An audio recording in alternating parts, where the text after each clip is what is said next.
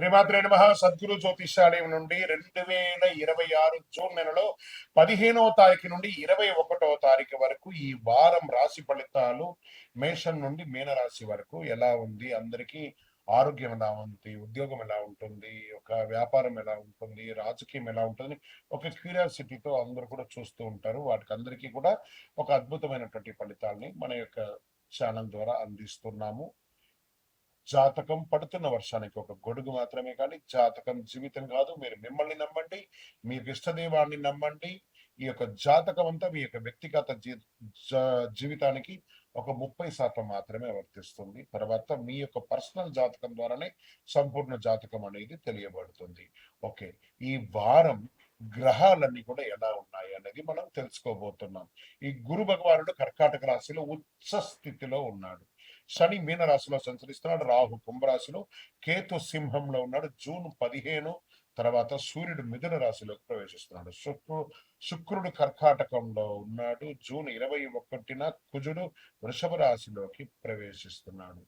ఈ యొక్క చంద్ర రాశి ఆధారంగా సాధారణంగా ఫలితాలు వ్యక్తిగత జాతకాన్ని బట్టి మారవచ్చు. కాబట్టి మీకు వ్యక్తిగత జాతకాన్ని మనం తెలుసుకుందాము. మిథున రాశి మిత్రులారా, ఈ యొక్క వారం అంతా కూడా సూర్య సంచారం వల్ల మంచి అద్భుతమైనటువంటి ఫలితాలు పొందే అవకాశం ఉన్నాయి. రాజకీయ నాయకులకి నాయకత్వ లక్షణాలు ఎక్కువ కనబడుతున్నాయి.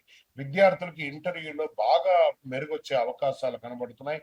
వ్యాపారస్తులకి మీ యొక్క డెట్స్ అంతా కూడా క్లియర్ అయిపోయి, ఆ ఓల్డ్ స్టాక్ అంతా కూడా క్లియర్ అయిపోయి అద్భుతంగా ఉంటారు.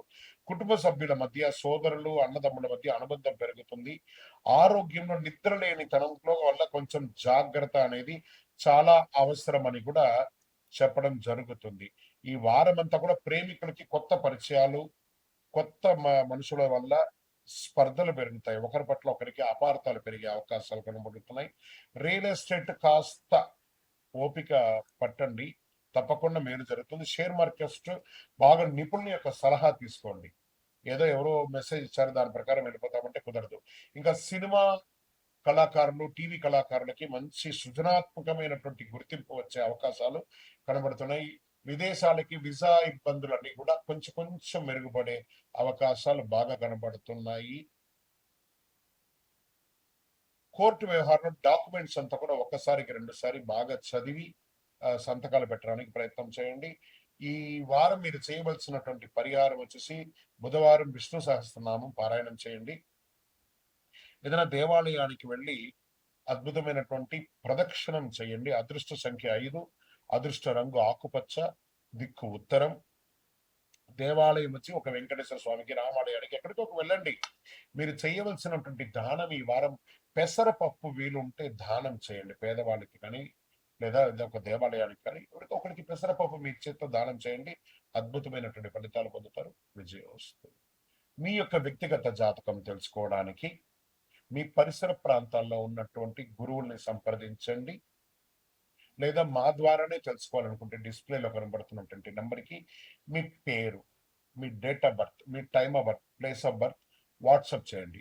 గురుగారు, మాకు జాతకంతో పాటు ఇంకేమన్నా ఒక అద్భుతమైనటువంటి శక్తివంతమైనటువంటి వస్తువు కొనాలని అనుకుంటున్నాను అంటే, అతి శక్తివంతమైనటువంటి కరుంగాళి మాలను 48 రోజులు పూజ చేసి, ఇది చాలా పెద్దది, ఇంత పెద్దది కాదు, మీకు చిన్నగానే ఉంటుంది, ఒక 6 mm కానీ 8 mm కానీ మీరు వేసుకోవచ్చు. అలాంటిది 48 రోజులు మన దేవాలయంలో సుదర్శన చండీ హోమం చేసి మీకు అందుబాటులో సిద్ధంగా ఉంటుంది. కావలసిన వారు సంప్రదించండి. విజయోస్తు.